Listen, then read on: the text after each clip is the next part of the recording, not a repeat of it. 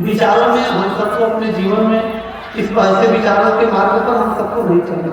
सदगुरु कबीर ने जो मार्ग दिखलाया, मानवता का, जो प्रेम का, जो भाईचारा का, जो बंधुत्व का मार्ग दिखाया, उस मार्ग पर तो हम सबको अपने जीवन में धारण करके उस पर हम सबको चलना।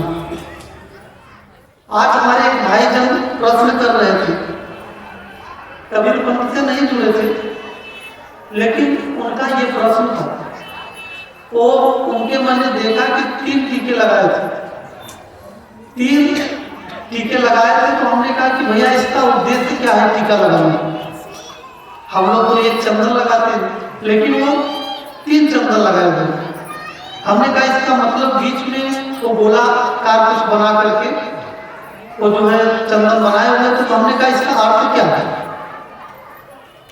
बोले गुरु जी जो है कि इससे मुक्ति का मार्ग मिलता है, चंदन लगाने से, भेष बनाने से परमात्मा की प्राप्ति होती है, ईश्वर की प्राप्ति होती है। आज तमाम ऐसे धर्मों में आप लोग देखते हैं कि भेष का इतना बड़ा महत्व होता है कि भेष पहन करके ही लोग मान्यता ये बना करके बैठे हैं कि हमारे परमात्मा से मिलन हो जाए। हम तो हरिद्वार में गए तो स्टूडेंट लाइफ में जब मैं गया हरिद्वार में, तो मैं वहां देखा हवन यज्ञ हो रहा था। हवन यज्ञ हो रहा था तो वहां से धुएं के गुब्बारे उड़ रहे थे, और धुएं के गुब्बारे उड़ रहे थे तो सभी जो वहां महात्मा लोग बैठे थे लाल वस्त्र धारण करके बैठे थे और उसी धुएं को देख रहे थे। तो मुझे बड़ा अजीब लगा कि ये लोग ऊपर क्यों मुंह करके वो धुआं क्या देख रहे हैं। तो जब ये हवन खत्म हुआ तो मैं एक महात्मा से पूछा कि ये जितने भी संत हवन कुंड बने थे, ये सारे संत ऊपर ही क्यों देख रहे थे? तो एक संत ने बताया कि जो उसमें मंत्रों के द्वारा जो जाप करके जो हवन में डाला जाता है और उसके जो धुएं निकलते हैं और वो धुएं परमात्मा के पास जाते हैं, इसलिए उस धुओं को ये महात्मा देखते हैं। बताइए कितनी बड़ी अंधविश्वास, कितना बड़ा पाप लोग बना करके समाज में बैठे हैं। समाज को धोखे में रखना ही नहीं चाहिए। आज भी अगर सबसे बातें बोलेंगे तो तमाम मुकदमे लाद दिए जाएंगे। कबीर साहब को 52 कस्ती देना पड़ा, लेकिन आज संविधान ऐसा कानून बना है कि जेल में, वो उस समय तो जेल में नहीं जाना पड़ा, लेकिन इस समय जेल में जाना ही पड़ेगा। अगर सत्य बात है, अगर समाज की चेतना जगाने की कोशिश करेंगे तो देखिए तमाम लोग पीछे पड़ जाएंगे, तमाम मुकदमे लग जाएंगे, तमाम प्रदेशों में मुकदमे जो है कि थोप दिए जाएंगे। और लेकिन जो अंधविश्वास को बढ़ावा देंगे, आज उसका कानून जो है कि आज उसके सब संरक्षक बनते हैं। आज भी तमाम त्रिकालदर्शी हमारे समाज में निकले हुए हैं। इसलिए मैं चर्चा करना, वो भगत जी प्रश्न कर रहे थे, इसलिए मैं उसी प्रश्न का उत्तर मैं देना चाहता हूँ। भगत जी बैठे भी होंगे कहीं पीछे। और आज भी त्रिकालदर्शी हम लोग विवेक करें, विचार करें कि क्या ये सत्य है? कोई त्रिकालदर्शी अगर है, त्रिकालदर्शी का मतलब होता है कि भूतकाल की भी बात बता देना, वर्तमान की और भविष्य काल की भी बात बता देना, इसे करते त्रिकालदर्शी। लेकिन आज त्रिकालदर्शी अगर कोई है, सदगुरु कबीर कहते हैं कि बिना कारण का कोई कार्य होता ही नहीं। ये लोगों को धोखे में रखा जाता है कि बिना कारण का कोई कार्य नहीं होता। तो बिना कारण का कोई कार्य नहीं होता है, तो आज तब भी आपके दुखों का निवारण करने के लिए मंत्रों के द्वारा, हवन के द्वारा, पूजा पाठ के द्वारा आपके दुखों का निवारण लोग करते हैं। लेकिन सदगुरु कबीर कहते हैं कि कर्म गति टारे नाही कर। मुनि वशिष्ठ पंडित ज्ञानी शोध के लगन धरी, और सीता हरण मरण दशरथ को बनों में विपद परी कर्म गति टारे।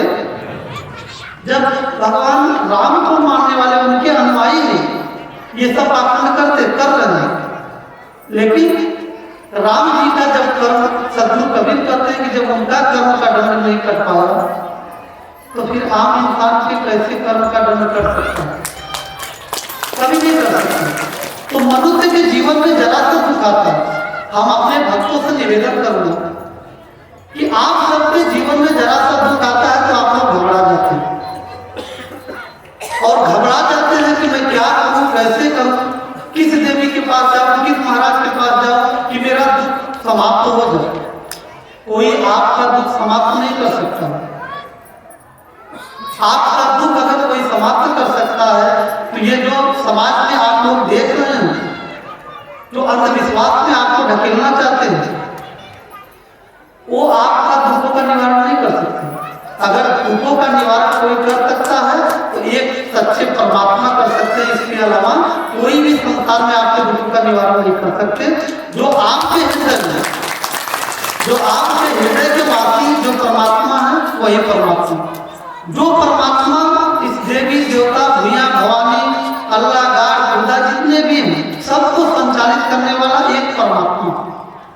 उस परमात्मा को हम सबको पूजने की जरूरत है, उस परमात्मा को जानने की जरूरत है।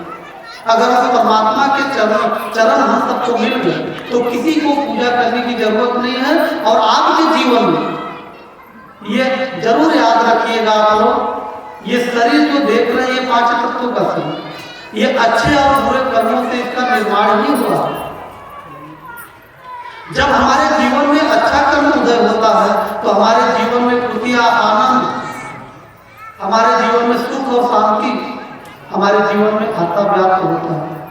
लेकिन जब हमारा बुरा कर्म उदय होता है तो हमारे जीवन में अशांति, दुख, राग, द्वेष, कलेश हमारे जीवन में ये व्याप्त होना शुरू हो जाता है।